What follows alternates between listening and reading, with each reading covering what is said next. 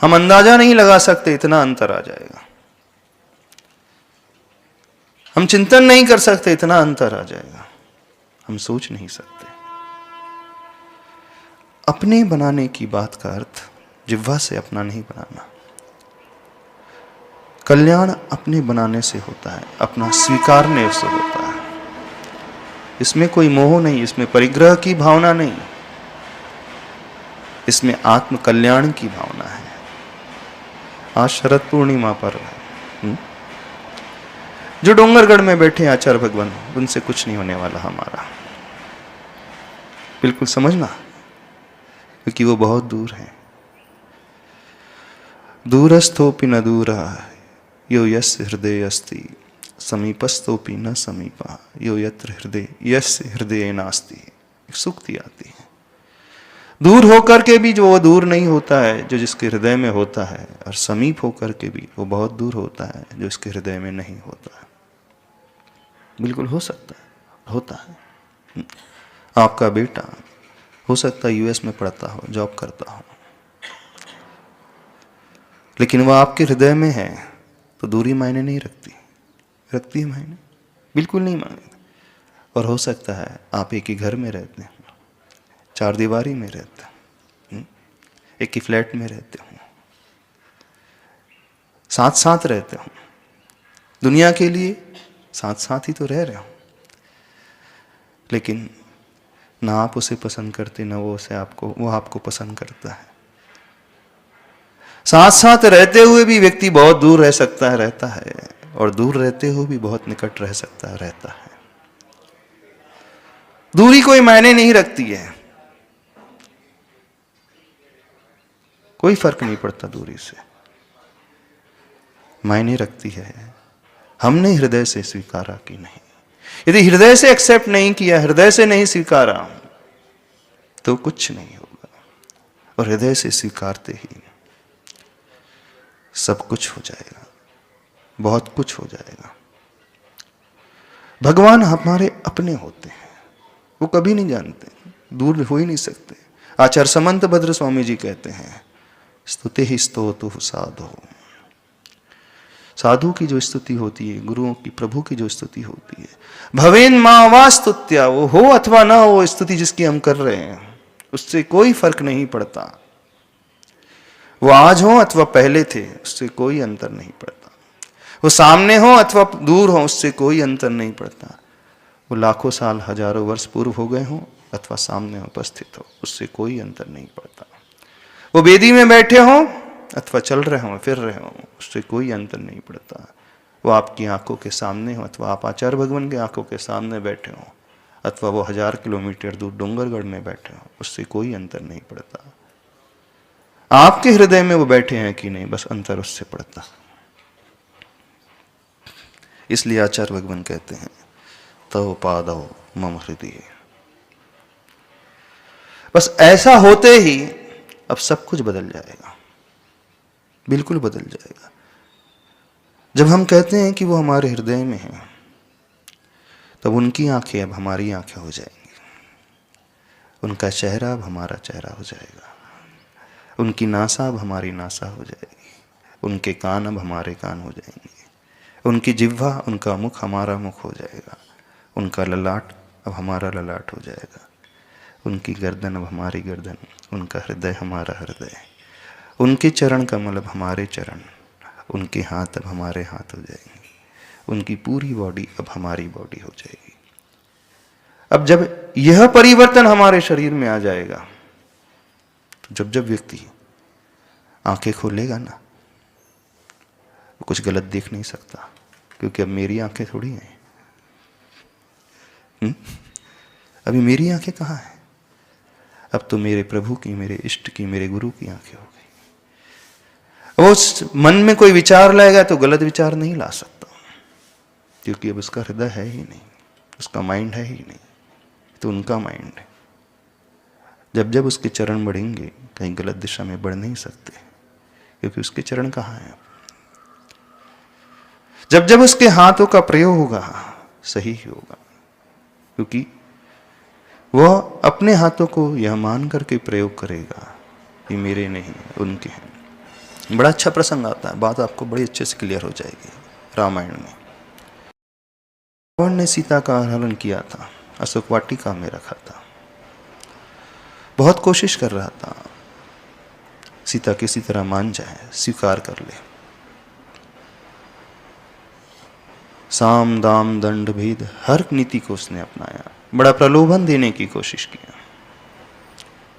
कहता था सीता से, बोले जो तुम्हें यहां मिलेगा वो अयोध्या में तो हो ही नहीं सकता। बोले मेरी लंका सोने की है, मेरे पास अपार वैभव है, सोना चांदी महल जो दुनिया में कहीं नहीं है वो मेरे पास है। लेकिन सीता के हृदय में राम बैठे। सब हथकंडे अपना लिए रावण ने, लेकिन सीता तैयार ही नहीं हो रही थी।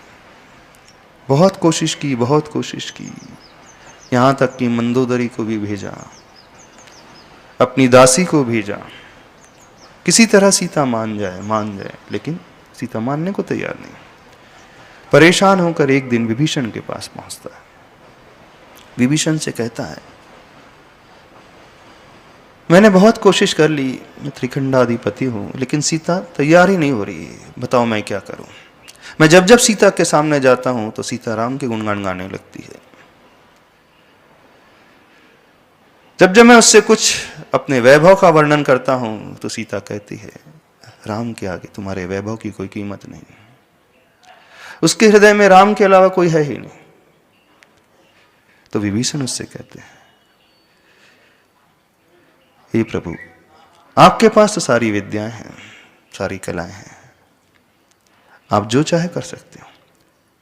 क्यों ना आप विक्रिया के माध्यम से राम का रूप बना लो और फिर सीता को मांग लो। सीता के हृदय में तो राम ही है ना। जब आप विक्रिया से राम का रूप बना करके जाओगे तो तुरंत स्वीकार कर लेगी। तो जानते हो रावण क्या उत्तर देता है? बोला, मैंने ये भी कोशिश करके देख ली, लेकिन जैसे ही मैं राम का रूप बनाता हूं मेरे भाव ही बदल जाते। जैसे ही मैं विक्रिया से राम का रूप धारण करता हूं, अब मुझे सीता में कुछ और दिखने लगता है। अब मुझे मेरी वो भावना जो पहले थी वो नहीं रहती है, जो लालसा पहले थी वो लालसा ही नहीं रहती, पूरी बदल जाती है। बोले तो इतना अंतर आ जाता है। हा? जब तक मैं अपने ओरिजिनल रावण के रूप में रहता हूं तो मेरी भावना होती कि सीता मुझे मिल जाए। मैंने कोशिश की विक्रिया के माध्यम से, किसी तरह मैं राम का रूप धारण कर लूंगा तो हो सकता है वह राम से प्रभावित थी तो फिर मुझसे प्रभावित हो जाए। लेकिन क्या परिवर्तन आ गया? शरीर राम का बनते ही मेरा मन भी राम का बनने लगा, मेरा हृदय भी राम का होने लगा था, मेरी दृष्टि भी राम की होने लगी थी। फिर मेरी दृष्टि में वो भाव ही नहीं रहते जो पहले रहते थे। तो बात समझ में आ रही है आप लोगों को? नहीं समझ में आ रही? जब अपन कहते हैं, हम कह रहे हैं कि गुरुवर को, आचार्य भगवान को अपना बनाना है, मन से अपना बनाना है, वचन से अपना बनाना है, काय से अपना बनाना है, इंद्रियों से अपना बनाना है, आंखों से अपना बनाना है, हाथों से अपना बनाना है, कानों से, नासा से, मुख से, ललाट से, हृदय से, पूर्ण सांगोपांग सर्वांग, पूर्ण रूप से। ऐसा होते ही, ऐसा परिवर्तन आते ही मान करके चलना, आप वो नहीं रह जाओगे, आप कुछ और ही हो जाओगे। हम वो नहीं रह पाएंगे जो हम थे, जो हम हैं, हो ही नहीं सकता। हम कुछ और ही हो जाएंगे। क्या हो जाएंगे? जैसे रावण ने राम का रूप धारण किया था, अब उसकी विचारधारा भी, उसके इमोशंस भी, उसके भाव भी, उसके परिणाम भी, उसके शब्द भी राममय ही होते चले गए। अब रावण मन नहीं रहे थे, सब कुछ वो राममय हो गया था। ऐसे जब हम हृदय में धारण करते हैं उन्हें, समझ में आ रही कि नहीं बात? जब हम हृदय से स्वीकार करते हैं, मन से स्वीकार करते हैं, वचनों से स्वीकार करते हैं, कि इंद्रियों से स्वीकार करते हैं, शरीर के एक रोम से स्वीकार करती है, बाहर भीतर से स्वीकार करते हैं, तो हम वो रह ही नहीं पाएंगे। अब हमारी हर प्रवृत्ति, हमारी हर क्रिया, हमारा हर विचार, हमारी हर सोच, हमारा हर परिणाम, हमारा हर भाव हमारा नहीं रहेगा। अब वो पवित्रता से भर जाएगा। जब जब आप आंख खोलोगे, आप वो ही देखोगे फिर जो आचार्य भगवान देखते। आप वो दूसरा देख ही नहीं सकते, क्योंकि वो आपकी आंखें आपकी कहां रही। जब जब आपके हाथों का प्रयोग होगा, बिल्कुल हाथों का प्रयोग वैसा ही होगा जैसा आचार्य भगवान करते हैं। बिल्कुल आप कभी अपने हाथों का दुष्प्रयोग नहीं कर पाओगे, चाहोगे भी तो नहीं हो पाएगा, हो ही नहीं सकता। क्यों? क्योंकि अब हमारे कहां है हाथ। जब जब आपके चरण आगे बढ़ेंगे, सही दिशा में बढ़ेंगे, गलत दिशा में नहीं। जब जब इन कानों से कुछ सुनोगे, कुछ भी गलत नहीं सुन सकते। कोई सुनाने भी आ जाएगा तो आप तुरंत बंद कर जाओगे, तुरंत मुख मोड़ लोगे, नहीं, आवश्यकता ही नहीं। जब जब भी आपके मुख से कुछ शब्द निकलेगा, वो बड़ा अच्छा शब्द निकलेगा। आपकी वाणी जो है एकदम अलग वाणी हो जाएगी, हित मित प्रिय वाली वाणी हो जाएगी, मधुर वाणी हो जाएगी। कठोरता उन शब्दों से बहुत दूर चली जाएगी। हो ही नहीं सकता। क्यों? क्योंकि अब वो हमारे भीतर। दो तरीके बताए आचार्य भगवान ने। अपना बनाने का अर्थ है, स्वीकारने का अर्थ है उनकी हर परिणति हमारी अपनी हो जाए। सामान्य रूप से जब जयकारा होता है, वह ऊपर ऊपर से होता है, वो सिर्फ जिह्वा से होता है और कुछ नहीं होता। जैसे वो अजैन व्यक्ति जयकारा लगाता है, अभव्य जीव जयकारा लगा लेता है, अभव्य जीव बखान कर देता है, बहुत अच्छे से बखान कर देता है। वो हर इंद्री से भी बखान करता है, लेकिन एक कमी रह जाती है उसकी, हृदय शून्य हो जाता है, हृदय से कुछ नहीं एक्सेप्ट कर पाता है, अंतरंग से स्वीकार नहीं कर पाता है। सारा खेल है अंतरंग से स्वीकार करने का। तो आचार परमेष्टि वे सबके हैं, है ना? जो जो दर्शन करेगा उनके हैं, करे। उसे ऐसा लगता है, दुनिया को लगता है, अब इसे प्रतीत होता है, एक्चुअल में नहीं होता है। गुरु लेकिन हमारे अपने होते हैं। गुरु को चाहने का अर्थ है, आचार्य भगवान को चाहने का अर्थ, आचार्य भगवान को स्वीकारना, रूप से भी, स्वरूप से भी, बाहिरंग से भी, अंतरंग से भी। उनको अपना बनाने का अर्थ है उनका द्रव्य अब हमारा द्रव्य, उनके गुण अब हमारे गुण, और उनकी पर्याय अब हमारी पर्याय। द्रव्य गुण पर्याय से उन्हें अपना बनाना। जब आचार्य पूज्यपाद स्वामी जी कहते हैं तव पादौ मम हृदय, इसका अर्थ इतना ही है, हृदय में जैसे समाहित हो जाता है, फिर व्यक्ति मृत नहीं रहता है। फिर वो हृदय में समाहित होने के पश्चात जब हम सोते भी रहते हैं, हमारा शरीर थक जाता है, विश्राम करता है, लेकिन हृदय उस समय भी चलते रहता है, नहीं चलते रहता।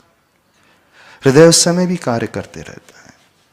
यदि व्यक्ति बेसुध भी पड़ा हो, होश भी ना हो, क्लोरोफॉर्म उसे सुंघा दिया गया हो, ऑपरेशन के समय चेष्टाएं शरीर की पूरी बंद हो जाएगी, हाथ पैर नहीं हिलेंगे, आंखें नहीं खुलेगी, खुलेगी नहीं खुलेगी आंखें, निश्चेष्ट व्यक्ति नजर आएगा, मूर्छित सा नजर आएगा, शांत नजर आएगा, कुछ ना करता हुआ नजर आएगा, और नहीं करता, शरीर से कुछ भी नहीं कर सकता, उस समय भी उसका हृदय वर्क करता रहता है कि नहीं? हृदय अपनी ड्यूटी 24/7 जीरो डे से लेकर लाइफ के एंड पॉइंट तक हमारे इंद्रियों की सारी एक्टिविटी विश्राम ले लेती हैं। रात्रि के समय बंद हो जाता है काम करना, बंद कर देती हैं। हमारी आंखें काम नहीं करती हैं, हमारे हाथ पैर कार्य नहीं करते हैं, लेकिन हृदय उस समय भी क्रियान्वित रहता है, एक्टिव रहता है। वो कभी नहीं सोता, कभी सो ही नहीं सकता। और जिस दिन वो सो जाएगा हम भी सो जाएंगे। जिस दिन हृदय शांत हो गया तो हम भी शांत हो जाएंगे, फिर कुछ नहीं बचेगा।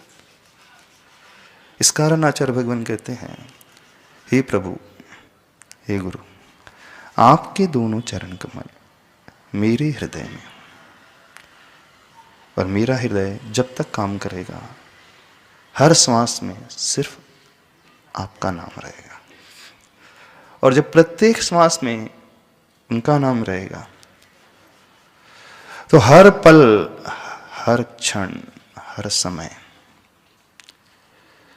व्यक्ति की सोच, व्यक्ति के शब्द, व्यक्ति की क्रियाएं, उसका मन, उसका वचन, उसका काय उसमय हो जाएगा। और उसमय होते ही, अब जैसे आचार्य भगवान, कोई अशुभ का आश्रय नहीं, कोई पाप का आश्रय नहीं है, कुछ नहीं। सोते जागते उठते बैठते 24 घंटे जो होते हैं गुरु, हमेशा असंख्यात गुणी कर्म की निर्जरा करते रहते हैं।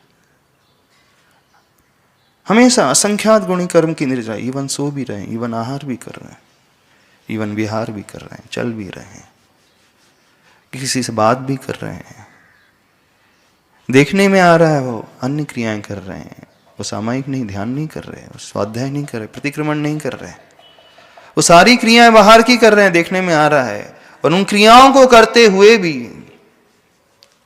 वो हमेशा निर्जरा करते रहते हैं, प्रति समय असंख्यात गुणी, असंख्यात गुणी।